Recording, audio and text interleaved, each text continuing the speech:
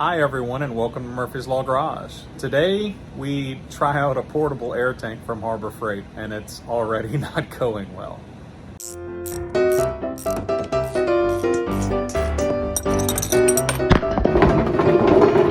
Dang it.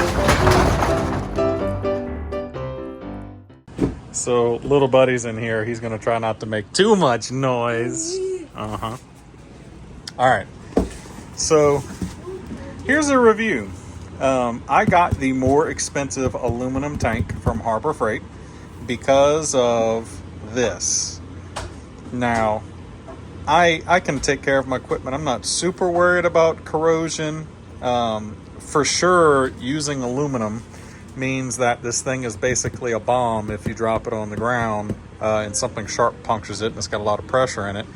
But what I was concerned about is this, 160 PSI. In the hopes that this tank could hold on to a decent amount of pressure in case I need to run an air tool for a split second in the field. That's not necessarily what I wanted for. I have a nice rigid dual stage air compressor here that doesn't have much reserve ability, so I'd like to set up the reserve tank next to it. It'll act as like a surge tank as well.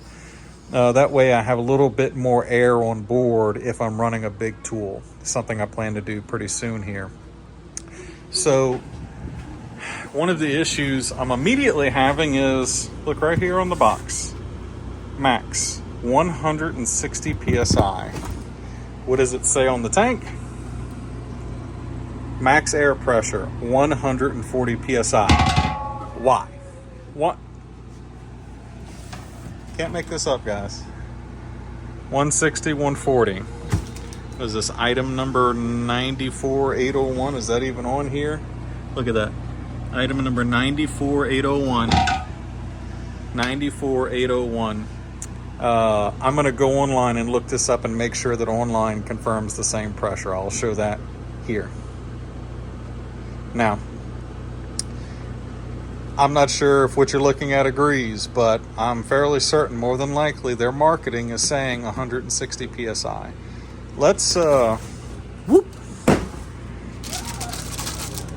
this up and see what that says. All right, so what does this say?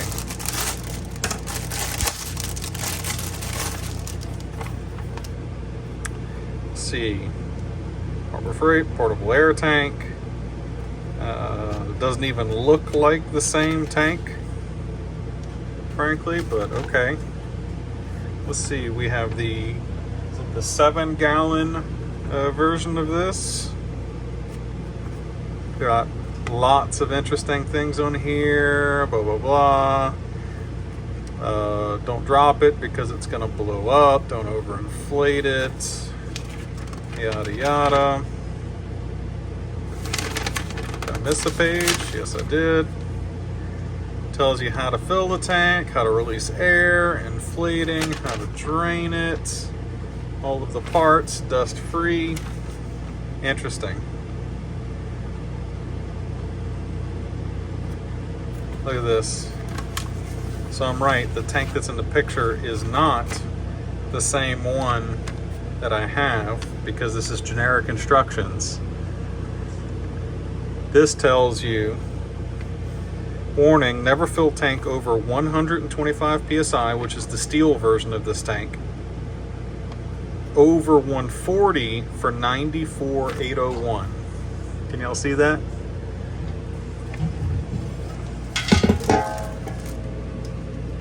$94,801. 94,801 says 140. So in their own instruction manual on their own tank, look, 7-gallon tank, 94,801. Look past the fact that this is actually the steel tank they're showing you. So 140 is the number. Interesting. Hold on a second. All right, so quick Google, right? Harbor Freight 9801. You can see it there. Let's see how long it takes for the site to open up. 7-gallon portable aluminum air tank, same one we've got. Close that, close that. What does that say? Lightweight, 10 pounds, no mention of it yet. Blah, blah, blah. Specifications. Blah, blah, blah. Pressure tank and gauge. No information about the pressure. Warranty, 90 days, limited. Replace mold steel tank. Good price. No more dragging a 150-foot hose. No mention of it. No mention of the max pressure rating. In fact, it's not even the same product, again, that I've got here.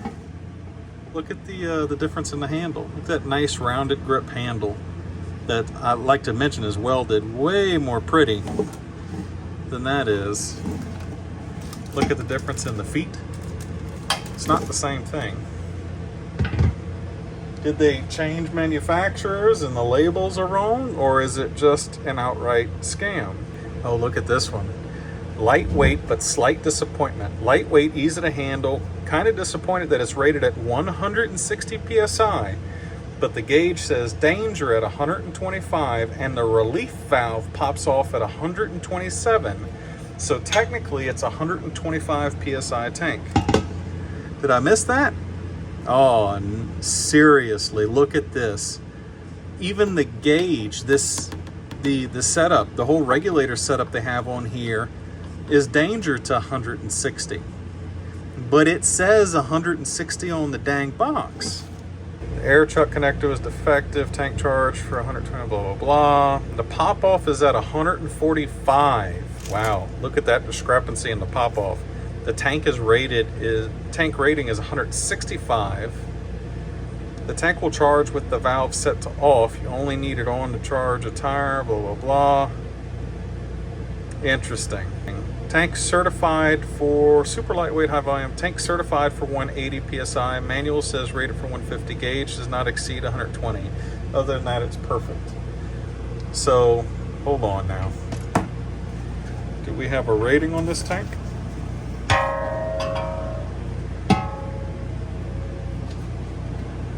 Are we hiding it? Because, oh, sorry, shaky camera. I sure don't see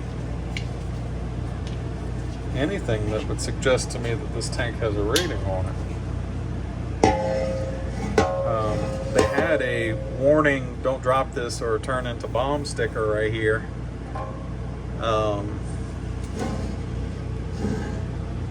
This pop-off is rated at 140 PSI, yet again, look at the danger zone. Tank isn't serialized. That serial number is supposed to be kept in the manual for the warranty. Don't believe me? Check this out. Let's see. Cord serial number here. Okay, well, certainly can't do that if there's no actual serial number on it. Let's grab a magnet real quick. Hold on. Just to make sure we're telling the truth here, I've got this nice Nebo light, a very strong neodymium magnet on the bottom of it, and this is a steel tap. Okay. Pick up a knife. Yay! Get off of that. Does appear to be aluminum. Okay. This gauge is steel.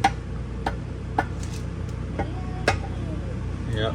This ring right here on the pop-off is steel. The rest of this actually appears to be brass. Okay. Well, it's aluminum like they say it is, and this is steel on the hose. I've also got, as you've seen in the thumbnail, this Merlin 20-piece premium air compressor accessory kit. The coil hose will be nice for traveling with the compressor if I don't need a lot of volume. I can otherwise bring my big Husky hose. And really I was more concerned about having the small air gun with the rubber nozzle and all of the nice fittings here. And then I've got a shorter 8-foot hose here from Central Pneumatic, and I'm going to use this to connect the reserve tank with 3/8 flow to the rigid air compressor. So let's put a fitting on this tank and hook my hose to it from the rigid air compressor, and I don't know, maybe run out of the building and hope it doesn't blow up. Let's find out. I think that tank, I keep it charged to 125 psi or something like that, which is according to some people's experiences will be too much for the pop-off valve here, even though it says 140 on it, and 125 appears to be right at the danger zone. So let's see what happens.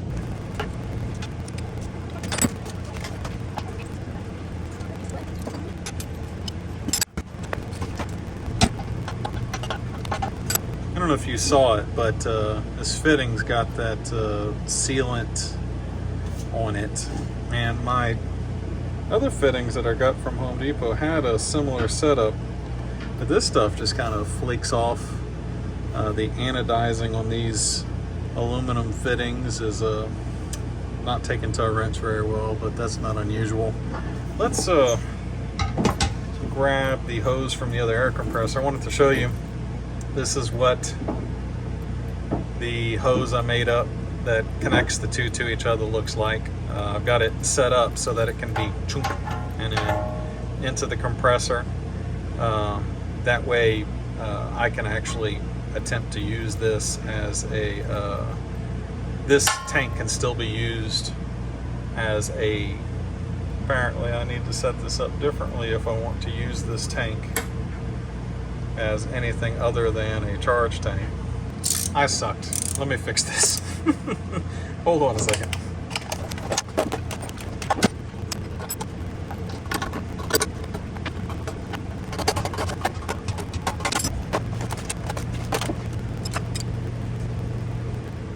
You know, the amount of goop they put on these fittings is not very consistent, and I've kind of got a feeling that the only reason why this got as tight as it did is because the amount of that very hard. You know, the other stuff that I've seen from Home Depot, for instance, is much softer. It really just gets in the way of the threads. But anyways, that now allows this situation to happen. I don't know how confidence inspiring that is, but it's a thing. And then this will connect to the rigid receptacle on the other end and allow this to be used that way. And if I want to use this tank for something else, I can just pop this hose and have a high flow 8-foot whip, of course, as well as my little hose if I need more distance for some reason. But this would be that adapter. Now let's pop that back in here, hold for a second.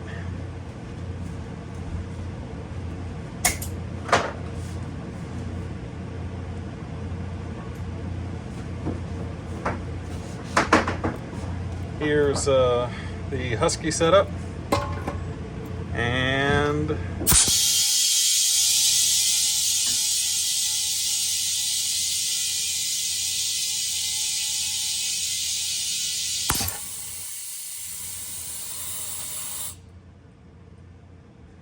so it hasn't blown up. Let me go figure out why my compressor's not turned on. Be right back. All right, well, let's find out what a lot more pressure looks like.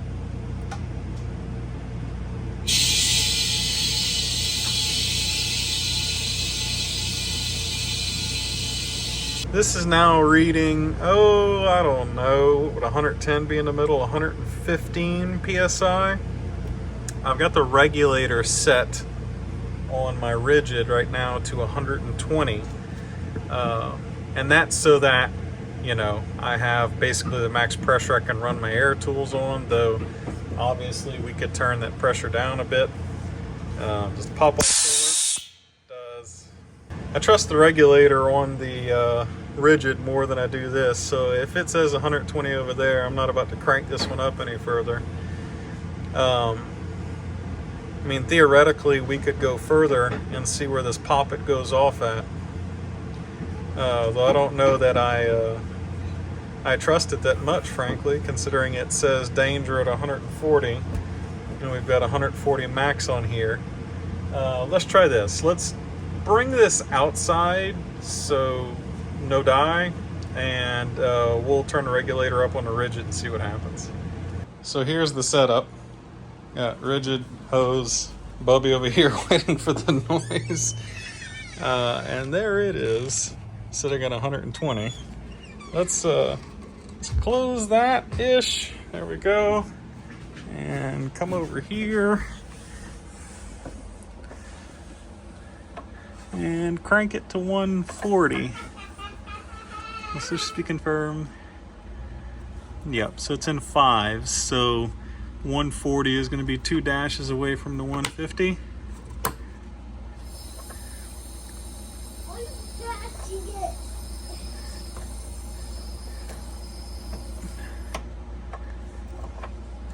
Oh geez, am I a max regulator?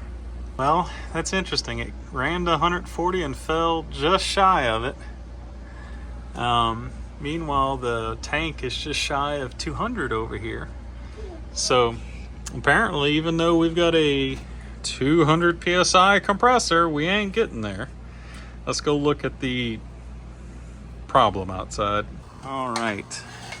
Tank is not a bomb right now, at least as far as I know. Gauge does not appear to read appropriately. It shows we're probably right at 130, maybe 131 in the danger zone. No, the poppet is not going. It does appear to react. Okay, well, I guess if it can handle that, it can handle anything else. Let's go ahead and get it set up, though I can't test 160, and I'm not sure that we'd even want to try, considering the tank warns us not to. But my rigid can't go there. All right, and this is what the setup looks like. Got this 8-foot whip jumping over here, surge tank here, reserve tank, whatever you want to call it, 7 gallons worth, and then the rigid scroll compressor sitting here, ready to rock and roll. We are regulated at my normal 120 psi. Harbor Freight gauge, not quite as accurate, showing it about 5 psi off. That's all good. It'll still do its job. Keep this quiet air compressor from running as much as it does, and leave me with reserve air to go fill up tires and things. Way easier to get to rather than using the little electric compressor. You can be in it. Say hi. Hi. All right, so this is, of course, the final, what it's going to look like. I've just got that tank pushed all the way this way, the rigid pushed this way. That way I can slip that tank out and go, and they're away enough from each other that they're not going to vibrate. So what can I say? I'd like a response from Harbor Freight on this. The marketing on the package is an outright lie. The instructions say 140. The tank says 140. The box says 160. And that's very misleading. Don't get me wrong, the price is still competitive for what it is, but if it's not 160, don't say 160. The pop-off valve is even set off at 140 for safety. So Harbor Freight, give me a response. Did I get a dud? Is this not what it's supposed to be? Was the wrong thing put in the box, or is your box wrong? And if it is wrong, please fix it. I'd like to hear back from you for your consumers. Now, Harbor Freight knows my channel from the jack stand videos, so it's no surprise to them for me to call out something that's not right. I'm not saying that this is outright safety issue, because it does say 140 psi everywhere else but on the box. I am concerned that because it says 160 psi on the box, that someone may not look at any other label or instruction, hook this to a system at 160 psi and blow that tank up.